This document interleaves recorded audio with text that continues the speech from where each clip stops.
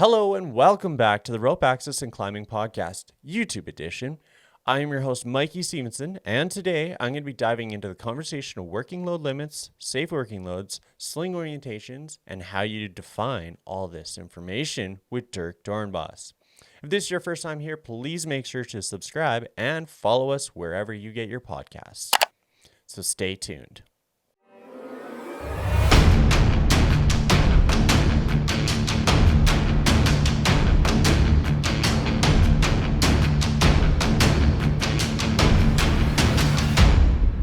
Step into your harness and get ready for a podcast about the vertical world. All right, well, let's dive into today's episode. Today, I am partnering with Rope's Edge, and stay tuned to the end of the episode as we are giving away some Vortex Rope Pro. All right, so Dirk, do you mind starting out with some introductions for the people that do not know who you are? Yeah, for sure, Mikey. Thanks for having me on, man. This is pretty cool. I like these tech talks. It's always nice to join in. Name's Dirk Dornbos. I've been doing rope access for about 20 some odd years in and out of training and operations, and also doing assessments over the years as well, since about 2014. But started doing it in the UK in early 2000, late 99, and kind of caught me, and I've been passionate about it since. I really enjoy it. So yeah, that's me. 20 or so years around. All right, so today we are going to be breaking down the difference between safe working load and working load limits. As instructors and as level 3s in the field, we have definitely seen our fair share of misunderstanding with these terms. And we're going to break down a couple of the definitions so we're able to understand what we're talking about a little bit further. All right, so today, some of the definitions that we'll be working with here is SWL, that stands for safe working load. WLL, that stands for working load limit. MBS or MBL, so minimum breaking strength. A lot of people will misunderstand this and use this as a maximum, but we're not worried about a maximum number. We're more worried about a minimum number, so minimum breaking strength. SF or FOS, so safety factor or factor of safety. So it depends on the industry that you are working with, where on which one you are going to have to adhere to. And they're basically the same thing. But if you're talking to, engineers, they're going to be operating under the term factor of safety, where a lot of other, specialized industries such as rope access and the fire service operate under safety factor.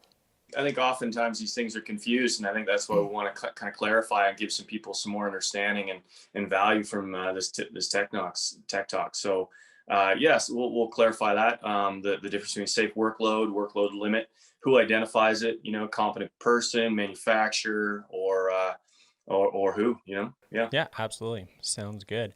So Dirk, you have a couple of pieces of gear in front of you.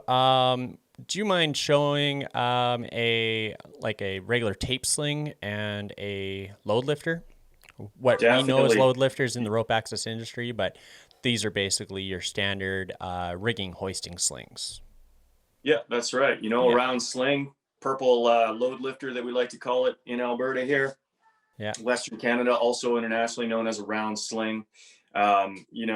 More from the rigging and lifting industry, but we use them because they're obviously highly rated, well above what we need for anchors. And then a nice little Petzl, a new tape sling here, very simple, small piece of, 1-inch nylon, not a lot of material, but high breaking strength, pretty nice piece of gear actually for saving weight. Yeah, excellent. Also, just to put this out there, and why we're kind of talking about this and having to understand the limitations of this equipment and how to define these definitions is in the rope access industry and in parts of the world, there are minimum requirements for the anchor strength. So a temporary anchor under IRATA needs to meet or exceed a minimum strength of 15 kilonewtons. Here in Alberta and other parts of the country, the anchor strength must meet or exceed a minimum of 16 kilonewtons. So we'll talk about that a little bit later when we start breaking down what happens to a sling when you do different configurations. Mm-hmm. Okay. So I guess what we'll dive into here is the most common one that we are always, caught off guard with on the understanding is the safe working load. So do you want to dive into the safe working load a little bit here and how we define a safe working load, who defines a safe working load, and Yeah. how we work out that equation? Yeah, definitely. Yeah. So the safe workload, Mikey, is generally defined by a competent person.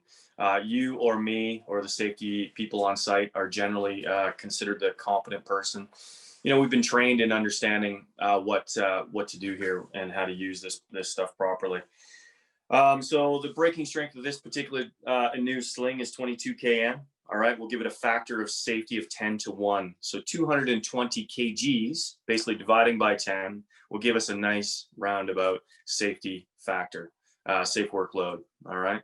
And we're talking in a straight hang here as well. All right. So breaking at 22 kN, 2200 kgs, and with a safety factor of 10 to 1, giving us 220 kgs of a safe workload. And these are the things that we have to do the math on site as a competent person. All right. Yeah, absolutely. So, for the people out there, just break this down a little bit further. So, make life easy is 1 kilonewton equals 100 kilograms. 100 kilograms is approximately about 220 pounds. So when you do the math and you work out the equation, you're going to come out, you're starting with a measurement of force.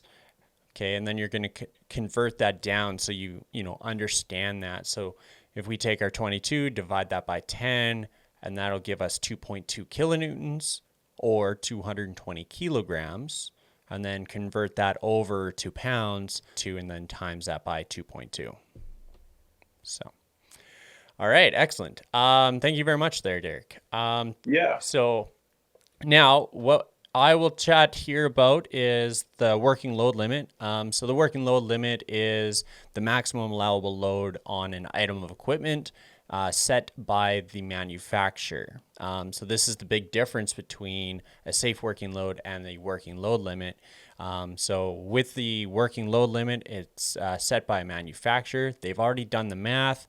They may have different safety factors built into, metallic or textile goods. That is something that you as a user have to basically trust that the engineers and the manufacturing have done their due diligence and have labeled it with a good enough safety margin for what we're going to be utilizing it. If that safety factor is 2 or 8 or 10, we don't know, and the only way you're going to really find that out is actually going to the manufacturer and specifically asking for that information. But at the end of the day, remove all the confusion. If a load lift or a steel sling that you're utilizing for rope access or fire safety or anything like that, if it is a lifting and lowering sling, it'll be marked with a measurement of mass instead of a measurement of force, indicating its intended use is generally for rigging and hoisting, and you can use it at face value. So if a sling, so your purple sling, for instance, there is probably a working load limit of 3,000 pounds in a straight pull. Is that what that sling is rated for? 3,000 in a straight pull? Yeah, that's exactly what these ones are. Yeah, pretty sure. Yeah, 3,000. Yeah, so 3,000 in a straight pull. It's going to be marked right on the sling. And then when you do different configurations like a lark's foot or a girth hitch or a choke, depending on what you call it, that will also change that number. But it allows you to utilize that equipment because it's been tested and certified by the manufacturer in those orientations. Yeah. Okay. Yeah, that's right, Mikey. I think, and one of the biggest things that I see anyway as an assessor in the level 3 run of projects is the up and coming level 1s, level 2s, and then a brand new upgraded level 3, even been around for a little bit. He's still misunderstanding the differences between safe workload and workload limits, or even the braking strength and the safety factors, right? Yeah. and identifying these rigging and lifting slings, looking at it as with the 3,000 pounds, and just kind of defaulting to 5,000 in their head, and automatically assuming it's not sufficient in a straight hang because it's marked 3,000 right on here. So they misunderstand that, unfortunately, but not understanding that that's the workload limit. So and understanding that from a temporary anchor perspective, the anchors must be rated for a minimum of 15 or 16 kilonewtons. This is an engineered item of equipment. Therefore, we don't adhere to the same rules of under the guidance that it's a temporary anchor. This is an engineered item of equipment. All right, awesome. So I guess one big misconception or misunderstanding between the two is use of gear. So with a tape sling, is it recommended or is it okay to just do a single choke on a tape sling? Yeah, that's a good question, Mikey. Again, as an assessor, I see this all the time, and the misunderstanding, the confused interpretation of how we should or shouldn't be using this equipment.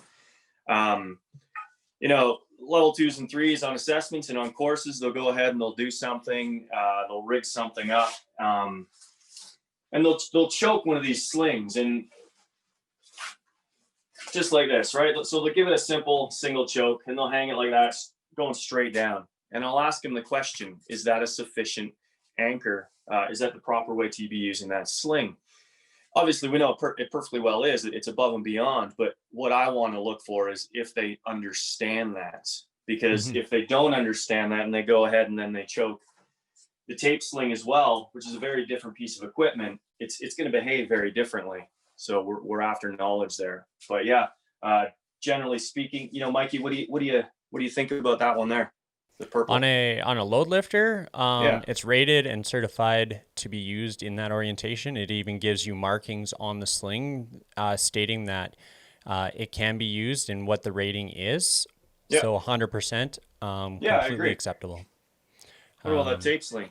A tape sling is completely different, as if we take a generalized, simple lark's foot, a simple choke, and just throw it over and pull down on it, easy math is saying we're losing around approximately 50%. It can be worse depending on the orientation, but easy math, easy loading, 50%. So in this case, if we're talking 22 kilonewtons for a tape sling, we cut that in half. We're talking 11 kilonewtons, keeping in mind that our minimum requirement is 15 or 16 kilonewtons, depending on what your legislation is. That drops us underneath that 15 or 16 for a temporary anchor, therefore not acceptable. What if we did something like this, Mikey? I totally agree with all of that there. What if we did something like this? So this is a complete different orientation. So, we're doubling up the sling. We're, multiplying it by 2. So bringing this up to 44 kilonewtons. Generalized math on a standard lark's foot, 50% loss. We're bringing it back down to 22 kilonewtons. Completely acceptable. But understanding that and being able to do that and justify it is different. And this is where, as an instructor, I find that lack of that knowledge, and then going into an assessment, are they going to be able to defend themselves when it comes to knowledge? So for myself as an instructor, I just say blanket no chokes for tape slings to eliminate that inexperience to come through. That's not a bad idea, because there's not a lot of material here, is there? So there's not a lot of material in the tape sling. So that's not a bad thing. But arming these guys with knowledge is generally what you want to do. What about this, Mikey? What about more wraps? So once you start breaking into like the 3-wrap, 4-wrap, prusik configuration, it acts much more like a tensionless hitch than it does a lark's foot. And yes, it is acceptable, but you have to make sure that you have enough wraps that it doesn't actually load that strand. Yeah. So that will be the answer for me would be it depends.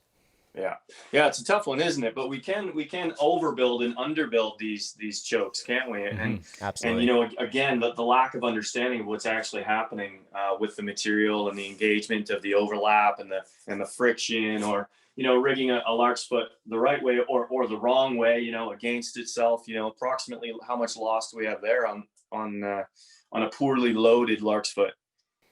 You could be saying, upwards of 70% on the high end, Yeah, and not something that you'd want to ever see, really. yeah. Um, I mean, and yeah. then, but what about this one? What if we're going to poorly load we're going to choke the round sling? What do you think about that? Same thing. We're still looking upwards of 60-70% strength loss when we're talking numbers, Yeah. and then but also keeping in mind that the working load limit of that sling, it's been certified. Not necessarily has it been rated to be loaded in that orientation, but from experience and understanding of the equipment, yeah, it can be used like that. Definitely don't recommend it though. And that's it. Once again, in training and certification in this process, or even just general field work, we want to retain the strength of the system, every bit of it that we possibly can. And if we're going to do backwards choke slings for a reason, you trying to bite tightly or something like that, but you're still within your safety factors, for workload, all we're happy, right? But Yeah, if they don't absolutely. understand that, that's where we run into problems. We need to see a better understanding of how to use these things properly. Yeah, Yeah. absolutely.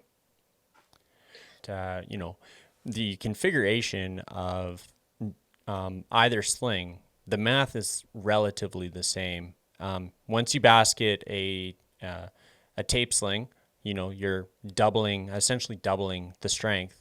You basket a load lift or a purple sling, those polypropylene slings, you're doubling it as well. So the math is working the same no matter what, but we still Hmm. got to understand that they're made for two totally different industries, and understanding as a competent person what that industry is and how that industry tests their equipment is extremely important. Yeah, yeah, I would agree. Yeah, they're very different things. And Yeah. So, what other kind of misunderstandings have you encountered with these slings?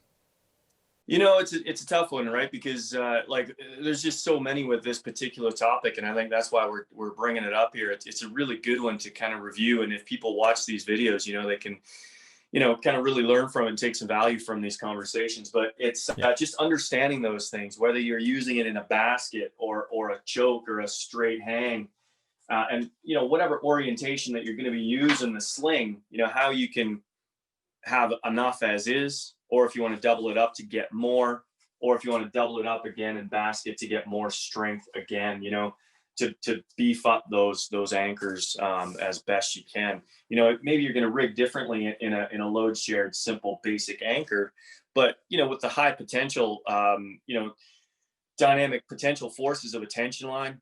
Maybe you want to do this kind of thing and come up to 88 kN braking strength. Of course, your beaners are only 40 or 30 or something like that kN, but to beef up the system and understand that, just have a full understanding of all of the things you could do to have Yeah. to maintain and or retain the strength of your system. Just those kind of things. Absolutely. Yeah. Yeah, and one major misunderstanding that I've encountered both in the field and in training is steel slings. Using them in a straight pull, it gets everybody. It's one of those things. So, can you use a steel sling without a backup to it? A common thing, and for the listeners out here that have watched my video on the rope protector, double rope protector on an abrasive edge, a lot of people resorted to putting steel slings in that location. Mm. And that's good for certain applications, but are you allowed to just drop a straight set of ropes, tie a sling in without a loop, and then attach another set of ropes and drop down? So commonly used through grading, or protecting against a rope that's up against a sharp edge or a hot pipe. Yeah. And this is one of those misunderstandings. And people are like, oh, well, you have to have a rope there to back up the steel sling. Well, it doesn't work that way. If the steel sling fails, the rope is certainly going to fail on that sharp edge or the or hot pipe that you're trying to protect against. Exactly. Yeah. But can we use a steel sling in a straight pull as such? And the answer is yes. Do you mind diving into that a little bit? Yeah, yeah, for sure, Mikey. And that one I saw, a few companies over the years have had certain mentors that have, for some reason, and it's kind of like a blanket. It could have been just a blanket. Don't use it this way because of a lack of understanding or whatever. But yeah, you're right. Those steel slings, similarly marked with the workload of the purple load lifters, the round slings, we can absolutely use them in a straight hang. They're perfectly designed as such, rated and above and beyond, with like a braking 1.5 ton of a workload on a lot of slings, the steel 3/8. If we give that a safety factor of a 5-to-1 being a hard good, we basically multiply that by 5. All right. So, and then there's our theoretical approximate braking strength. And, that's above and beyond what we need for anything in rope access. So yeah, between steel slings and these load lifters with the workload limit marked on it as identified by the manufacturer, compared to the braking strength on the thinner tape slings, it's a very different thing. Yeah, it's a common misconception. And again, I really hope that somebody's going to, listen to this and really grasp this conversation, wrap their head around it, and kind of have a solid understanding how to use these slings and how not to use these slings. So yeah, Absolutely. yeah. All right, excellent. So that definitely wraps up this conversation about safe working load and working load limit. Yeah, no, like we said there, I think we're being repetitious, but we're trying to hit it home. Understand how to use it, understand how not to use it, understand when to beef it up and when you can, and understand when you can kind of, use the bare minimum and still be sufficient for our braking strength requirements. So Absolutely. For the people out there, Dirk, how can people track you down except for Rope's Edge on Instagram? Yeah, Rope's Edge. So info@ropesedge.ca. Check out the website, have a look. You can get the technical data sheets for the products there. We do have a third one coming out here, another edge management device similar to the Edge, but a third product line coming up soon. But yeah, info@ropesedge.ca. Yeah. Awesome. Sounds good. Well, thank you very much for being part of this conversation. Yeah, Mikey, thanks for doing this, man. Spreading the word, giving value out there. It's awesome. Keep it up. Cheers. Thanks. Bye. All right. All right. Well, thank you very much, everyone, for tuning into today's episode. I hope you enjoyed this episode as well, got some value out of it. But furthermore, I want to dive into our little giveaway here. This is the first time I've done anything like this, so bear with me here. But if you want to win yourself a set of these Rope's Edge Vertex grading rope protectors, a nifty little hat, and a t-shirt here from Rope's Edge, make sure to comment down below #RopesEdge. That'll give you one entry into the contest. In addition to that, head over to both of our Instagram accounts. Make sure to like the post, follow us on Instagram, and tag 3 friends for your chance to win. All right? So, thank you very much again for tuning into today's episode. I hope you enjoyed it. If you did, make sure to hit that like button, comment down below, let me know what you thought about this episode and other content you'd like to see here on the platform. Subscribe if you haven't already, and I'll see you on the next one.